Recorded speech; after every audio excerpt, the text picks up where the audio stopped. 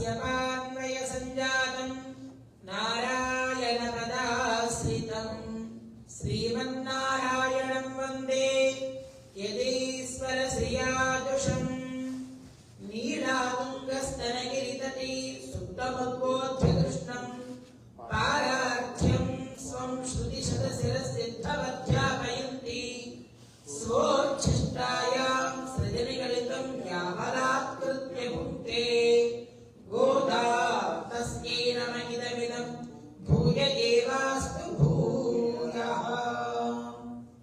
जय श्रीमन्नारायण। ఈ రోజుతోటి ముప్పావు వ్రత భాగం పూర్తి అవుతున్నట్టు మనకి ఇంకా కేవలం 10 పాఠశాలలు మనకి మిగిలి ఉన్నాయి. మనకి ఈరోజు పాఠశాలని నీరాట్టుపాసనము అని అంటారన్నమాట. నీరాడడం అంటే స్నానం చేయడం అన్నమాట. స్నానం చేయడం స్నానం చేయడం చేతన కాదంటే మనం కొంచెం బాగా స్నానం చేయడం, మధ్య మధ్య సబ్బులు పెట్టుకొని మధ్య మధ్య షాంపూలు పెట్టుకొని మనం స్నానం చేయగలుగుతాం. శరీరం పైన ఉండేటువంటి మురికిని మనం తొలగించుకోగలుగుతాం. కానీ మనం మనసులో ఉండేటువంటి బాల్యాన్ని తొలగించుకోవాలంటే ఏం స్నానం చేయాలో ఆ స్నాన విశేషం ఏంటో అని ఈరోజు పాసన ఉండాలని తెలియజేస్తారనమాట. ఆ శరీరంలో ఉండేటువంటి మురికి తొలగడానికి పైన నీటితో స్నానం చేస్తే మన మనసులో ఉండేటువంటి మాలిన్యాన్ని, కల్మషాలని, పాప పుణ్య కర్మలని, అలాగే ఇదివరకు మనం చేసినటువంటి సంచిత ఆగామి ప్రారంభ కర్మలని వీటన్నిటిని తొలగించడానికి భగవంతుడు అనేటువంటి కళ్యాణ గుణ సాగరంలో మనం స్నానం చేయాలట. అది చేసే విధానాన్ని అమ్మవారు ఈరోజు ఇరువురిని లేపుతుంది. స్వామిని అమ్మని ఇద్దరు మేలుకొలుపుతూ ఈరోజు పాసన చెప్తున్నా, చాలా అందంగా చెప్తున్నారు అనమాట. పాసనాన్ని ఒకసారి అనుసంధానం చేసుకుని దానికి అర్థాన్ని తెలుసుకునేటువంటి ప్రయత్నం చేద్దాం. ఆండాళ్ తిరువడిగలే శరణం முப்பத்து மூவரவர்க்கும் சென்று கப்பம் தவிர்க்கும் கலியே துயிலாய் செப்பமுடையாய் திரளுடையாய் செத்தார்க்கு வெப்பம் கொடுக்கும் விமலா துயிலாய் செப்பென்னமென் முறை செவ்வாய் சிறுமரங்கள் நப்பின்னே நங்காய் திருவே துயிலாய் உக்கமம் தொற்றுடைய தொண்டும்பனாடனை இப்போதே என்னை நீராட்டு ஏலோரெம்பாவாய். ఆండాళ్ తిరువడిగలే శరణం. ఇద్దరే పిలిచారన్న. అమ్మవారికి కొడుకులేదు, పలుకులేదు, ఇద్దరు కూడా లోపల అలా ఉన్నారు. బహుశా నేను కొంచెం గట్టిగా మాట్లాడాను కదా, నీ స్వరూపానికి తగదు, నీ స్వభావానికి తగదు ఇది కానీ అలా గట్టిగా మాట్లాడినందుకు స్వామి కోపం వచ్చేసింది. నిన్ను దూషించేవాడిని, నిన్ను తిట్టేవాడిని ఇలా రక్షిస్తావని ఆ స్వామి గట్టిగా అమ్మవారిని స్వామిని గట్టిగా పట్టేసుకున్నాడు అన్నమాట. వెళ్ళకూడదు, వెళ్ళడానికి వీలు లేదు అన్నట్టుగా. ఇది బయట ఉన్న వాళ్ళు గమనించాడు. గమనించి మళ్ళీ 33 వరకు ముంచెండ్రు కప్పం తవిర్కం కలియే తూరేడాయ్. నువ్వు గొప్ప బలిశాలివయ్యా. 33 వరకు ముంచెండ్రు 33 కోట్ల మంది దేవతలకి వాళ్ళకి ఏమైనా కష్టాలు కలిగితే, వాళ్ళకి ఏమైనా ఆపదలు కలిగితే వాళ్ళని పిలవకుండానే ముందు వెళ్ళి నువ్వు వాళ్ళని రక్షిస్తావయ్యా. నువ్వు అంత గొప్ప బలిశాలివి, నువ్వు అంత గొప్ప బలం కలిగిన వాడివి నువ్వు అని అంటారనమాట. అంటున్నట్టుగా మనకి బయట స్వామి పొగడుతుంటుందండి, కానీ లోపల అమ్మవారి భావన వేరు. అంటే నీకేమయ్యా ఇంత సంఖ్య మెజారిటీ నువ్వు వాళ్ళేమో 33 కోట్లు, మేమేమో 5 లక్షల మంది. అంటే ఎక్కువ మెజారిటీ ఉంటేనా నువ్వు వాళ్ళని రక్షిస్తావు. నువ్వు మాలాంటి వాళ్ళని రక్షించాలంటే మన మెజారిటీ లేదు కదా. ఒక్కొక్క గోపబాలిక ఆ ఊర్లో మొత్తం 5 లక్షల ఇళ్ళు ఉన్నాయండి. ఒక్కొక్క ఇంటికి ఒక్కొక్క గోపబాలిక చొప్పున వేసుకున్న 5 లక్షల మంది. 33 కోట్లు ఎక్కడ, 5 లక్షలు ఎక్కడ? అంటే ఎక్కువ మెజారిటీ ఉండే వాడికి నువ్వు వీళ్ళని కాపాడుతావా, మమ్మల్ని కాపాడవా నువ్వు అని అంటారనమాట. ఆ 33 కోట్ల వాళ్ళు వాళ్ళు ఎలాంటి వాళ్ళు? అమరర్కు. అమరర్లు అంటే వాళ్ళకి మరణము ఉండదు. నమయంతే ఇది అమరాహ, వాళ్ళకి చావు అనేది ఉండదు వాళ్ళకి. అలాంటి వాడు వెళ్ళి కాపాడుతాంటావేంటి? నీ బలం ఉన్నవాడికి కాదు తోడ్పడాల్సినది, బలం లేని వాడికి సహాయం చేయాలి. ధనం ఉన్నవాడు ధనం లేనటువంటి వాడికి సహాయం చేయాలి. డబ్బు ఉన్నవాడు డబ్బు లేనటువంటి వాడికి సహాయం చేయాలి. కానీ నీ బలం ఏంటయ్యా? అమరకు వాళ్ళకి అమరమే ఉండదు, మరణమే ఉండదు వాళ్ళకి. అలాంటి వాళ్ళకి నేను సహాయం చేస్తానంటావేంటి? మమ్మల్ని కాపాడవా నువ్వు అని ఆ అమ్మవారు అంటున్నారు అనమాట. ఇంకా ఇవే అమృత స్వరూపుడు ఆయన. అటువంటి అమృత స్వరూపుడిని వదిలేసి ఆ క్షీర సాగర మథనాన్ని చేయించి ఆ క్షీరంలో క్షీరసాగరంలో ఉండేటువంటి అప్పుడప్పుడు వస్తున్నటువంటి ఆ ఐశ్వర్యాలన్నింటిలో ఐరావతం వచ్చింది, కామధేను వచ్చింది, కల్పవృక్షం వచ్చింది. వీటన్నిటిలో కూడా ఆ దేవతలు పొందారు. చివరికి అమృతం వస్తే అమృతాన్ని వాడు తీసుకున్నారు. నువ్వు ఎంత కష్టపడ్డావు ఆ రోజు. నువ్వు కూర్మాంకాలని కిందుండి ఆ మందర పర్వతాన్ని మనం చూడ మామూలు ఎవరైనా పిచ్చి చేశారనుకోండి, మనం తట్టుకోగలమా? కాసేపు మనమే ఇలా రద్దు చేసుకుంటాం, మనం తట్టుకోలేమే. అలాంటి మందర పర్వతాన్ని పైనేసి వాసుకి అనేటువంటి ఆ నాగాన్ని సర్పాన్నే దాని తాడుగా చుట్టుకొని ఒకవైపు దేవతలు ఒకవైపు అసులు పట్టుకొని దాన్ని పారాపారాన్ని చిక్కుతుంటే నీ వీపంత ఎంత ఇదేంటిదయ్యా, ఎంత కష్టపడ్డాను ఆ రోజు. అంత కష్టపడి నీ యొక్క మహిమ చేత అందులో ఉండేటువంటి అమృతం బయటకు వస్తే కనీసం నువ్వు ఎలా ఉన్నావో అనుకుంటా అక్కడ ఉండే క్షుద్రమైన అమృతాన్ని పుచ్చుకుని వెళ్ళిపోయిన వాళ్ళు. అలాంటి వాళ్ళని నువ్వు రక్షిస్తావా? నువ్వు అమృత స్వరూపుడు కదా. నిన్ను వదిలేసి ఆ ఉండేటువంటి అమృతాన్ని పట్టుకుని వెళ్ళారు. మళ్ళా అమృతం నాకు కావాలని కొట్టుకుంటుంటే నువ్వే మోహినిగా వచ్చి వాడికి అమృతాన్ని అందించావు ఆ దేవతలకి. నువ్వు అంటే దేవతల పైన నీకు అంత ప్రేమ ఉంటుందా? మాలాంటి వాళ్ళ పైన ప్రేమ ఉండదా? నీ చూపే మాకు అమృతం. మాకు వేరే ఇంకేం అవసరం లేదు. నీ చూపు, నీ యొక్క కన్నులో ఉండేటువంటి కాంతి మా పైన ప్రసరిస్తే చాలు, అదే అమృతంగా భావిస్తామే మేము. నీ ముఖ దర్శనమే మాకు జీవనాధారం. స్వామి యొక్క చూపు మాకు అమృతమైతే మా చూపు నీ పైన ఉండేటువంటి నీ పైన పడితే అదే మాకు జీవ పోషకము, మేము బతకడానికి కావలసినటువంటి ఆహారము అని. నీవే ధారకము పోషకము అని భోగ్యుడు అని మేము నీ పాదాల చెంత చేరాం కదయ్యా. మమ్మల్ని రక్షించగలవు, అమరులనే రక్షిస్తానంటావేంటి అని అంటారనమాట. ఈయన బలశాలి అంటే బలహీనులకు తోడ్పడాలి, కానీ నువ్వు ఏం చేస్తున్నావు? బలము లేనటువంటి వాళ్ళకి తోడ్పడుతున్నావు. నేనే నువ్వు యుద్ధం చేయనట్లేదు కదా, నేనే నువ్వు వెళ్ళి సంధి కుదుర్చుకోవాలా అని చెప్పట్లేదు కదా, నేనే నువ్వు వెళ్ళి అక్కడ వెళ్ళి లంకలో వెళ్ళి ఆ రోజు రాముని సంహరించావే, అలా వెళ్ళి అక్కడ ఉండే వాళ్ళు కటాక్షించమని నేనేం అడగట్లేదు కదా మేము.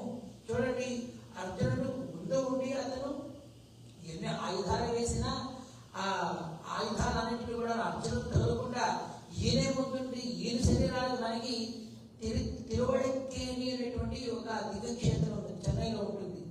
అక్కడ వెళ్తే పార్థసారథి పెరవాళ్ళు ఉంటారు. ఆయన మొత్తం ఇలా ఒళ్ళ మొత్తంలో కూడా ఇలా ఏదో చూడు తీసుకుని కన్నాలు పుడిచినటువంటిది ఆయన స్వామి దివ్య తిరుమే. ఎందుకు అలా ఉంటుంది అంటే ఆయనే అర్జునుడితో పాటు యుద్ధానికి రథసారథి ఉన్నప్పుడు వాడు వేసేటువంటి బాణాలు భీష్మాచార్యుల వారు, ద్రోణుల వారు వాడు వేసేటువంటి బాణాలంతా అర్జునుడు ఎప్పుడో కొట్టేసేది. అర్జునుడు తాకుండా ఈయన వెళ్ళి నిలబడ్డాడు అంటే మేమేమి అలా నిలబడమని చెప్పట్లేదు. మేమేమంతా ఇక్కడేవో చూడండి యుద్ధం చేయమంటున్నామా? లోపల బయటకు వచ్చి నీ యొక్క చూపు నా పైన వేయాలి ప్రసరించి చాలా అడుగుతున్నా కదా అని అంటారనమాట. ఇంకా ఆ రోజు లంకకి తిప్పబడ్డాడని ఈయన ఆమెమో వెళ్ళిపోయింది రావణుడితో పాటు. రావణుడు తీసుకువెళ్ళిపోతే అక్కడికి వెళ్ళి బోధన చేసుకుని వెళ్ళి ఆయన శరణు వేయడమయ్యాలి. ఈయన పాపం 4 నెలలు చాతుర్మాసం చేశాడు. ఆ సుగ్రీవుడు రక్షించాడు. వాణ్ణి మైత్రి చేసుకుంటూ ముందుకు వెళ్ళాడు. అక్కడ నుండి కొంచెం ముందుకు వెళితే ఆ సముద్రుడికి దాసోహం చేయాల్సి వచ్చిందండి. సముద్రం ఎక్కడ, ఈయన ఎక్కడ? ఈయన కరియాడుకున్న సాగరుడు ఈ సముద్ర సాగరానికి దాసోహాన్ని పడుకున్నాడు. ఈయన నేనేమైనా పడుకోవట్లేదే, నేనేమి అలా చేయనట్లేదే, నువ్వేంటయ్యా ఇలా అలాంటి వాళ్ళనే రక్షించే కష్టాలు ఉన్నాయి రక్షించని రాక్షసుని వాళ్ళని పట్టుకొని వస్తే వాళ్ళనే రక్షిస్తావు నువ్వు. ఇంద్రుడు వాళ్ళ దేవతలందరూ కూడా వాళ్ళకి రాజ్యాలు పోతే, వాళ్ళ యొక్క పదవులు పోతే, వాళ్ళ యొక్క సంపదలు పోతే మరోని దగ్గరకు వస్తారు. అప్పుడు వాళ్ళ ముందు వెళ్ళి రక్షిస్తావు. కనీసం రక్షించిన తర్వాత థ్యాంక్స్ కూడా చెప్పండి, థ్యాంక్ యూ కూడా చెప్పండి. పైగా నీ పైన బాణాలు తీసుకొని వస్తారు, నీ పైన రాళ్ల వర్షం కురిపిస్తారు. నేను నమ్మిన వాళ్ళపైన వాళ్ళందరూ కూడా చేయకూడనట్టు పనులను చేస్తారు. అవునా కాదండి? ఇంద్రుడికి ఇంద్రలోకాన్ని ఇప్పించాడు బలచక్రవర్తిని సంహరించి. ఆ కృతజ్ఞత ఉంది ఆయనకి. ఇటు కృష్ణుడుగా వచ్చినప్పుడు రాళ్ల వర్షం కురిపించాడు. మళ్ళీ ఈయనకు ఆ గోవర్ధన పర్వతాన్ని పట్టుకొని వాళ్ళని రక్షించాల్సి వచ్చింది. నువ్వు అలాంటి వాళ్ళని రక్షిస్తావా? నువ్వు ఇంద్రులాంటి వాళ్ళని నీ పైన కత్తి దూసేసిన వాళ్ళని రక్షిస్తావా? నీవే మమ్మల్ని రక్షించవా అని అంటారనమాట. అయినా కానీ ఈయన ములుగు పలుకు లేకుండా అలాగే ఉంటాడు, అమ్మని పైన వేసుకుని అలాగే ఉంటాడు అనమాట. వీడికి వీడికి కోపం ఆగదు. సెప్పముడయాయ్ తిరుడయాయ్ సెప్పముడయాయ్ అంటే రుజుతోమ కలిగిన వాడా అంటే నీరు చూడండి మనకి అది దేంట్లోకి వేస్తే ఆకారాన్ని పొందుతుంది. గ్లాసులోకి వేసామనుకోండి గ్లాస్ ఆకారాన్ని పొందుతుంది. తీసుకొని బిందెలోకి వేసామనుకోండి బిందె ఆకారం పడుతుంది. ఇదో గ్లాసులో వేసాం కదా నేను గ్లాస్ లాగా ఉంటాను అని అది అన్నది. అలాగే భగవంతుడు మనం దేవతలో ఉన్న మనుషులలో ఉన్న క్రియలో ఉన్న స్థావరాల్లో ఉన్న అక్కడ ఉండి మన లోపల మనల్ని నియమిస్తూ ముందుకు నడిపిస్తూ ఉంటాడు. అలాంటి ఆర్జవము కలిగిన వాడివి అని అనుకున్నాం కదా మేము. రక్షిత జీవలోకస్య ధర్మస్య పరిరక్షిత రక్షిత స్వస్య ధర్మస్య స్వజనస్య రక్షిత అని వాల్మీకి చెప్పాడు. ఆయన జీవలోకాన్ని రక్షించడానికే నేను వచ్చానని వాల్మీకి పేర్కొన్నాడు. అంటే ఆ రామావతారంలో వచ్చిన అవతారమే ఎందుకు కదా, నువ్వు ఎక్కడో ఇంట్లో ఇంట్లో ఉంటే హాయిగా తిరుగుకుంటూ ఉంటా, అడవులో ఉంటే గురువులు ఎవరు రక్షిస్తారు, ఋషులు ఎవరు రక్షిస్తారు అని అక్కడికి వెళ్ళి నాన్నగారు చెప్పారని వెళ్ళి అక్కడ మునుల దగ్గర కూడా వాళ్ళ కష్టాలను తీర్చేశాను. నేనేమి నాన్న పట్టు కట్టుకోమని లేదు, నేనేమి బాణాలు పట్టుకొని అక్కడ నా మారీచ సుబాహు లాంటి రాక్షసుల యుద్ధం చేయమలేదు. మేము నీ ముందు వస్తే నీ యొక్క చూపు మా పైన ప్రసరిస్తే చాలవయ్యా అని అనుకుంటే కనీసం నన్ను చూడు కూడా చూడవే అని అంటారనమాట. ఇంకా ఇలాంటిదంటే ఆర్జవం అంటే ఒక్క పలికిన మాటని పళ్ళు పోకుండా చేసేటువంటి వాడు అంటే ఏదో పలుకుతాడో దాన్ని చేసి తీరుతాడనమాట. నేను రక్షిస్తా అంటే రక్షించి తీరుతాడనమాట. మనవాడు వనవాసం అంతా పూర్తి అవుతుంది. పూర్తి అయిన తర్వాత ఇక్కడికి వచ్చి చేరుతారు. చోటికి చేరిన తర్వాత ఇలా ఇంకా వెళ్ళి సర్ది కుదురుకొచ్చారమంటా ఏం మాట్లాడమంటే వీళ్ళందరూ కూడా ఓం శాంతి ఓం శాంతి ఓం శాంతి అంటుంటారు. 13 ఏళ్ళు వనవాసం చేశారు, ఒక ఏడు అజ్ఞాతవాసం చేశారు. వచ్చిన తర్వాత ఏమయ్యా ధర్మరాజా ఏం కావాలి నీకు, ఏం చెప్పమంటావు అంటే అయ్యో ఏముందండి ఉండడానికి ఒక 5 towns ఇస్తే ఒక్కొక్కరు ఒక టౌన్ పాలించుకొని ఉంటామంటారు. లేదా వాళ్ళ దాన్ని ఇవ్వలేదా కనీసం 5 ఊళ్ళు ఇప్పించండి చాలు. 5 ఊళ్ళు ఇవ్వలేదా 5 వీధులు కూడా ఇవ్వలేదా ఒక 5 ఇళ్ళు, 5 ఇళ్ళు కూడా లేదా ఒక 5 bedrooms ఒక ఇల్లు ఇచ్చినా చాలు, మా పాడి మేము ఉంటా ఉంటారు నలుగురు. మా అన్నగారు ఏమంటే అదంటే ద్రౌపది దేవుడు వస్తారండి అమ్మా ఏం చెప్పమంటావని అన్న ఆమె కేశాలన్నీ వదిలేస్తుంది అనమాట. ఈ కేశాలకి ముడి వేసుకునేటువంటి యోగ్యత ఉందా లేదా అని చెప్పు ఉంటారు అంటుందండి అమ్మ. అందుకే నేను వచ్చాను. ఇంకోనే పంపిస్తే మీ ఆయన గారు భవదీ భిక్షాంతి అంటే నేను ఇచ్చేస్తున్నా అనేసి వాడు దుర్యోధన చేస్తుందంటే వీడు అడుకోవడమే కావాలి వాడికి. నేను ఇచ్చాను గరం వాళ్ళు పెరిగిపోయి వాడు ఇచ్చేస్తాడు. అలా ఇవ్వకూడదని సర్ది కుదరకూడదని నేను వెళ్తున్నానమ్మా. జౌఫ్మనేది అంటే ఆకాశం పెరిగి కింద పడిన పృథివీ సీరియదు భూమి అంత ముక్కుల అయిపోయిన హిమవాన్ శకలీ భవేత్ హిమవంతుడు హిమాలయాలన్నీ కూడా ముక్కుల అయిపోయిన సాగరాన్ని తుష్యేత్తోయనిధి అంటే సాగరాలను కూడా ఎండిపోయిన కృష్ణే కృష్ణే అంటే ద్రౌపది కూడా కృష్ణ అని పేరండి. కృష్ణ అంటే కృష్ణుడు, కృష్ణ అంటే దీర్ఘం పెట్టామనుకోండి ద్రౌపది అనమాట. ఈ ద్రౌపది నామే మోహం వచో భవేదు నేను ఆడిన మాటను తప్పను అని బయలుదేరుతాడు. నేను అక్కడ బయలుదేరి వెళ్ళి ఆ వెళ్ళిన బాబు ఆ పెద్ద విందులు ఏర్పాటు చేసుకుంటారు. కృష్ణుడు మా ఇంటికి రావాలి, విందులలోకి వాడు కాదు ఈయన. పోనీ అక్కడ భీష్ముడు ద్రోణుడు వాడు కూడా మంచి విందులు ఏర్పాటు చేసుకుంటారు. కృష్ణుడు వస్తున్నాడు మా ఇంటికి వస్తాడు ఆతిథ్యాన్ని స్వీకరిస్తాడు అని. అలాంటి గర్భము కలిగిన వాడు పక్కన ఉన్నవాడి దగ్గర వెళ్ళాడు. అక్కడ వెళ్ళిపోయాడైనా విదురుడింటికి వెళ్ళాడు. ఆ విదురుడింటికి వెళ్ళి ఆయన తొక్కలు పెడితే తొక్కలు తినేసాడు. ప్రేమ ఆయన ఉండేటువంటి ప్రేమ ఏది పెడితే దాన్ని తీసేసుకుంటాడు.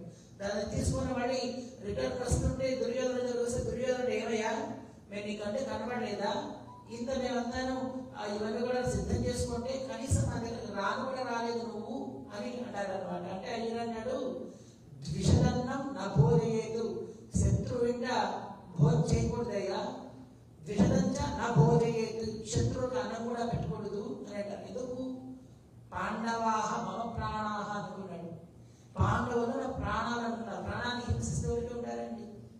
ద్రౌపదిని ఎందుకు ప్రేమించాడు? ఆ ప్రేమ కలిగిన వాడికి కొంచెం కష్టం కలిగినా నేను ఊరికే లేదు. అందరి తలలు 101 తలలు ఎదిరిపోయి 18 లక్షల సేనలు వెళ్ళిపోయి ఈ 5 పాండవులు వెళ్ళిపోవాల్సింది. వీళ్ళు వెళ్ళిపోతే ఆయన ఏడుస్తుంది. ఎందుకంటే ఈయనకి అసలు ఏడుపుకి కారణం వాళ్ళ 5గురు. అవును కాదండి? ఆ రోజు వెళ్ళే రోజు ధర్మరాజు కృష్ణుడు కూడా ఒక మాట అడిగి వెళ్దామంటే శని ఆట నడిచేటండి. ఈయన మాయన ఆ మాయ ఆయన మాయ ఎంత అవునా కాదండి? ఎన్న మాయ చేసేది అలాంటిది కనీసం ఒక మాట చెప్దామనేది అలా వెళ్ళిపోయాడు అనమాట. కారణం ఎవరైనా 5గురు. అసలు శిక్షణ 5గురు పడాలి, వాళ్ళు కాదు. కానీ వీళ్ళు 5గురికి ఏమైనా కలిగితే ఈమె ఓడ్చుకోలేదు. అందుకని వీళ్ళు 5గురు మొదలుపెట్టాడు అనమాట. అలా నువ్వు వాడు రక్షించావే. నువ్వు ఆ రక్షించిన ఆర్డర్ ఆరదు. ఎంత కష్టపడ్డాడని ఆడిన మాటలు కూడా వదిలేసేది. అర్జునుడు ఇటు దుర్యోధనుడు ఇద్దరు వస్తారు ఇతను సహాయం అడగడానికి. సహాయం అంటే ఇలా 2 పెడతాడు అక్కడ. నేను ఆయుధం పట్టను, నేను సహాయం ఏదో తోచిన సహాయం చేస్తే ఒక సలహాలు ఇస్తారే తప్ప నేను యుద్ధం చేయను అని చెప్తాడండి. ఇంకోవైపు 10,000 మంది యోధులను పెడతాడు అనమాట. వాళ్ళు నారాయణాక్షులు ఉంటారండి. 10,000 మంది వాళ్ళు మంచి యోధుల మంది బలం కలిగిన వాళ్ళు. ఈయన ఒకవైపు ఈ ఫస్ట్ ఛాన్స్ అర్జునుడు అడుగుతాడా దుర్యోధను లోపల భయం చేస్తుంది దుర్యోధనుడికి. ఎక్కడ అర్జునుడు అడిగేసి 10,000 పట్టుకెళ్ళిపోతాడని.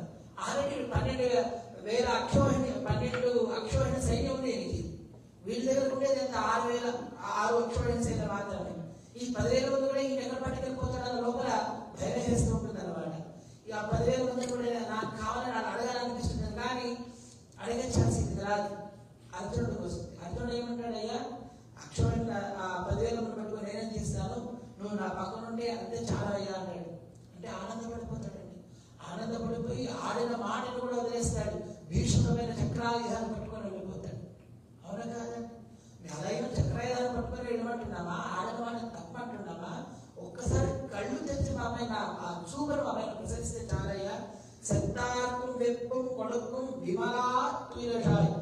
నీ యొక్క శత్రువులు కూడాను నీ యొక్క నామము పరిగెత్తే వాడు కూడా వాళ్ళ గుండెలు కూడా ఒక్కరైపోతున్నాయి, భయపడిపోతున్నారు. వాళ్ళ భయం కంపము కలిగించేటువంటి నామము కలిగిన వాడు కదా నువ్వు. ఆ శత్రువుల్లో కూడా గుండెల్లో కూడాను ఆ గుండె ఆగిపోయినంత పని అయిపోతుందంట. స్వామి కూడా శత్రువులు ఉంటారంటే సమూహం సర్వభూతేషు నమే ద్వేషో వస్తే న ప్రియ. నాకు ఎవరి ఎందుకు ప్రేమ ఉండదు, ఎవరి ఎందుకు ద్వేషము కూడా ఉండదు. నాకు శత్రుత్వం అనేది ఉండదు అని చెప్పుకున్నావు లేదు. మరి శత్రుత్వం లేదంటే శత్రువులు గుండెలో ఎలా కంపం కలుగుతుందండి అంటే ఈ శత్రువులు ఎప్పుడు తయారవుతారంటే ఇతని పైన ఎవరైతే ప్రేమ పెంచుకొని ఉంటారో అంటే అతని పైన ఉండేటువంటి భక్తులకి ఏమైనా కొంచెం కష్టం కలిగితే నేను ఆగలేడంటండి.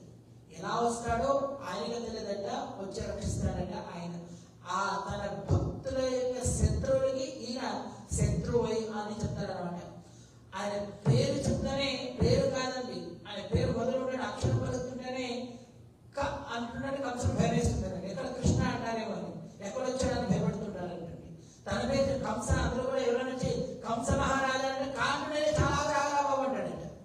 రామచంద్రుడు అంటేనండి ఎక్కడ రామ అంటాడో రామచంద్ర తన పేరు కూడా రావణ 2 రకాలే కదండి. అందులో భయపడిపోతుంటారంట. అలా లోపల భయాన్ని కంపాన్ని పుట్టించేటువంటి వాడు శత్రుడయ్యా, కిరణుడయ్యా, ఏమయ్యా నువ్వు లేచి వచ్చి నీ యొక్క చూపును మా పైన ప్రసరించవచ్చు కదా అంటారు. ఒక లాభం లేదు. ఈయన ఎంత పొగిడినా ఎంత తిట్టినా మొదటి సూపర్లా అలపడి ఉంటాడు. ఈయన లేచేట్టుగా లేడు. ఈయన లేవాలంటే అమ్మ కృప కావాలి. అమ్మ కృప కావాలంటే చూడండి, చిన్నపిల్లలకి ఏదైనా ఒక పని చేసి పెట్టాలంటే వాళ్ళకి ఏదైనా పని కావాలంటే వాళ్ళకి ఫలానా ఇస్తాను రా అని అంటే వాళ్ళు టక్కగా పని చేస్తారు. ఇస్తామో ఏమో తర్వాత విషయం, పని చేసి పెట్టాడు. అవునా కాదండి? అలాగే స్వామికి నచ్చిన పని చేస్తే అప్పుడైనా ఈయన వచ్చి తలుపుతిస్తాడేమో అని ఆ స్వామికి ఇష్టమైనటువంటిది ఏంటిది? అమ్మ సౌందర్యం. ఆ అమ్మ సౌందర్యాన్ని చెప్తున్నారనమాట. செப்பென்ன மென்முலை செவ்வாய் சிறுவரங்கள் நப்பின்னே நங்காய் இரவே துயிரஷாய். செப்பென்ன மென்முலை செவ்வாய் சிறுவரங்கள். ఆమెగా వక్ష సౌందర్యం సౌందర్యాన్ని పలుకుతున్నారు, అలాగే ఆమె యొక్క అదర సౌందర్యాన్ని పలుకుతున్నారు, అలాగే ఆమె యొక్క నడుము యొక్క సౌందర్యాన్ని పలుకుతున్నారు. ఏంటి వక్ష సౌందర్యం అంటే ఏంటి? భగవంతుని ఎప్పుడు విడవకుండా భగవంతుడి ఎందే ప్రేమ కలిగి భగవంతునే చేరి ఉండేటువంటి ప్రేమ భక్తిని తన హృదయంలో కలిగినది ఆ శ్రీదేవి అన్నమాట. అలాగే అదరపు సౌందర్యం అంటే ఏంటి అంటే అదరం ఏం చేస్తుంది? స్వామి వైపు మంచి మాటలు మాట్లాడుతుంది. ఆ మాటలకి ఆయన లొంగిపోయి ఏమంటే అదంతా చేసేస్తాడు అనమాట. ఆయన ప్రేమతో మాట్లాడుతున్నాడు అనుకోండి, ఈ జీవరాశి కూడా హాయిగా ఉంటారు అనమాట. ఉదాసీనంగా ఉన్నాడు అనుకోండి అమ్మవారు, వీళ్ళందరూ కూడా ఉదాసీనంగా ఉంటారు. ఆమెకు ఒకసారి కోపం వచ్చింది అనుకోండి, వీళ్ళ పనులు అంతే ఇంకా, అవునా కదా? అలా అలా ఉంటాడు అనమాట ఆయన ఆ పెదాలకి. ఇంకా కటి సౌందర్యం అంటారా? ఈ నడుము వచ్చేసి ప్రవృత్తి, మనకి శరీరంలో కొన్ని ప్రవృత్తి నివృత్తి ఉంటాయి. పై భాగాలంటే ప్రవృత్తి, ఆ నడుము క్రింద భాగాలంటే నివృత్తి చెందడం. అంటే భగవంతుడి పైన ఉండేటువంటి ప్రేమ పెరగాలి, భగవంతుడి పైన ప్రవృత్తి ఉండాలి, భగవదేతర విషయములపైన నివృత్తి ఉండాలి అంటే నడుముకి గుర్తుగా చెప్తారనమాట. ఈ మూడు చెప్తారన్నమాట. అంతేకాకుండా మనకి అతని తప్ప ఇతరికి చెందుకుండా ఉండేటువంటి దాన్ని అనన్య శేషత్వము అని పిలుస్తారు. అతడికే తప్ప అతడి తప్ప వేరొక సాధనము లేకుండా ఉంటా అనన్య శరణత్వము అని పిలుస్తారు. అతనికి తప్ప వేరొక ఆనందం, అంటే అతనికే చేసే పనులన్నీ కూడాను అతనికే ఆనందం కొరకే చేసేటువంటి స్థితిని అనన్య భోగత్వము అని అంటారు అనమాట. ఈ మూడింటిని కూడాను పరిపూర్ణంగా కలిగిన, అందుకే ఆకారత్రయ సంపన్న అరవింద నివాసిని అశేష జగతి సిద్ధ్రీ వందే వరద వల్లభాం అంటారు మన పూర్వాచార్యులు. అటువంటి ఆకారత్రయాన్ని పరిపూర్ణంగా కలిగినది అని అర్థం అన్నమాట. ఇంకా ఇది ఎలాంటిదంటే పరభక్తి, పరజ్ఞాన, పరమాభక్తి కలిగినది. పరభక్తి అంటే దర్శనం పరభక్తి స్యాత్, అతనినే దర్శిస్తూ ఉండడం, తదితరమైనటువంటి ఏమిటిని కూడా దర్శించకుండా భగవంతుడు దర్శనమే కావాలి అని ఉండేటువంటి దాన్ని పరభక్తి అని అంటారు అనమాట. పరజ్ఞానంతో సంగమ, చూడడం కాదు, తనతో పాటు చేరి ఉండాలి అని ఉండేటువంటి ఒక స్థితిని దాన్ని పరజ్ఞానము అంటారు అనమాట.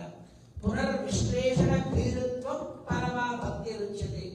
అంటే ఆ కలిసిన తర్వాత ఎక్కడ అతని నుండి మనం దూరం అయిపోతామో అరక్షణం కాదు, అరక్షణం కూడా దూరం ఉండలేకుండా ఉండేటువంటి స్థితిని పరమా భక్తి అని పిలుస్తారు అనమాట. ఈ మూడింటిని తెలుసుకునేటువంటిది ఈమె కనుక. ఈమెని చూడండి, మనకి ఏదైనా ఊర్లో వెళ్ళినప్పుడు అక్కడ ఉండేటువంటి నదిలోనూ అక్కడ ఉండేటువంటి వాటిలో స్నానం చేయాలంటే మనం తెలిగితే ఎక్కడ గుర్తుంటుందో, ఎక్కడ పెట్టుంటుందో, ఎక్కడ దాని యొక్క డీప్ ఉంటుందో మనకు తెలియదు. అక్కడ ఉండేటువంటి వాళ్ళు, అందులో రోజు స్నానం చేసేటువంటి వాళ్ళు, వాళ్ళతో పాటు అనుకోండి మనం సేఫ్ గా రీచ్ అవ్వగలుగుతాం, మన సేఫ్ గా బయటకు రాగలుగుతాం. అలాగే భగవంతుడు అనేటువంటి కళ్యాణ గుణగణాలను మొట్టమొదటిగా చూసినటువంటి ఆమె ఈ శ్రీదేవి, లక్ష్మీదేవి. అటువంటి లక్ష్మీదేవికి ప్రతిరూపము ఈ నీలాదేవికి తిరువే తుయలరాలి. తిరువే అంటే లక్ష్మీదేవి, నువ్వు సాక్షాత్ లక్ష్మీదేవి అమ్మ, తుయలరా లేచమని ఆ తలుపుని మని పిలుస్తారనమాట.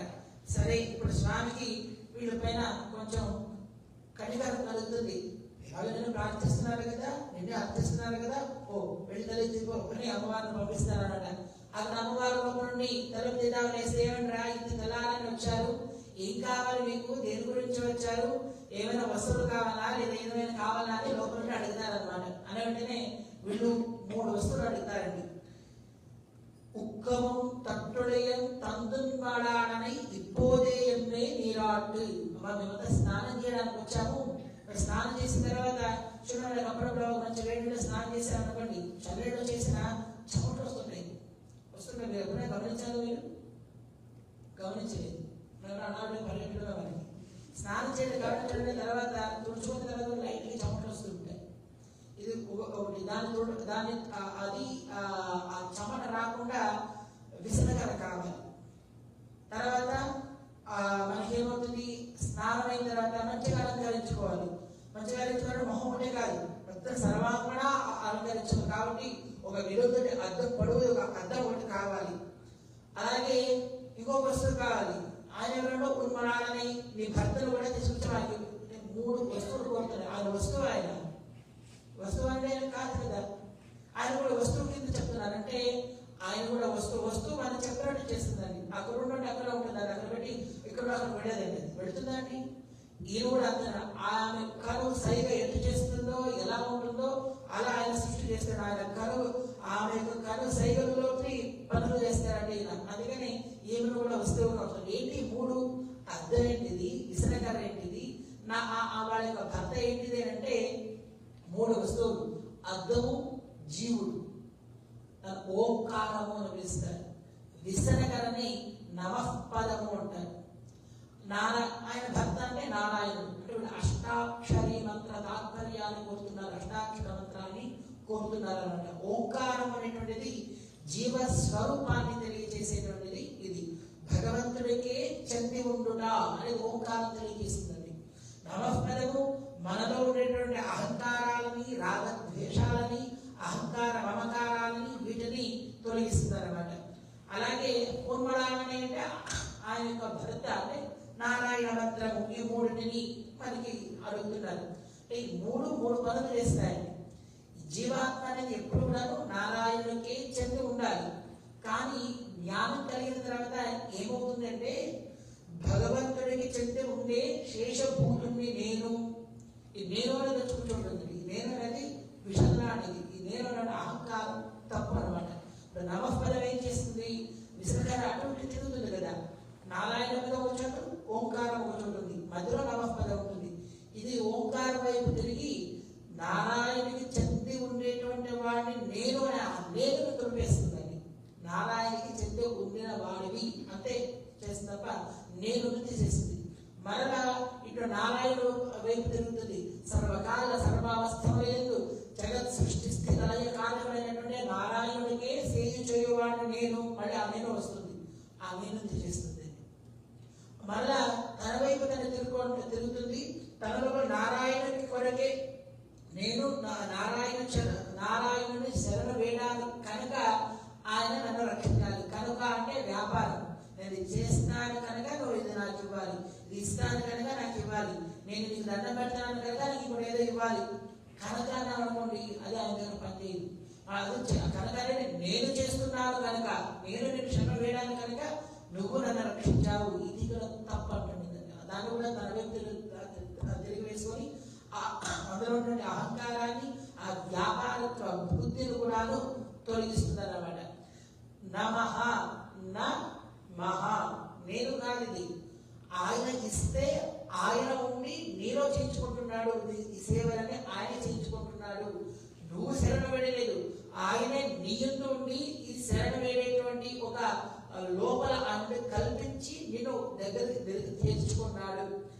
నీకే చెందిన వాడిని నేను కాదు, ఆయనే నీలో ఉండి తనకి చెందినట్టుగా ఆయన చేసుకున్నాడు. ఈ 3వది చేస్తుందండి. కనుకనే ఈ నారాయణ ప్రధాన అష్టాక్షరి మహా మంత్రాన్ని కోరుతున్నాను. బయటికి ఎలా ఉంటుంది, ఆడపిల్లలు 10 మంది వచ్చి నీ భర్త నాతో పాటు స్నానం చేసి పంపించడం ఎలా ఉంటుందండి?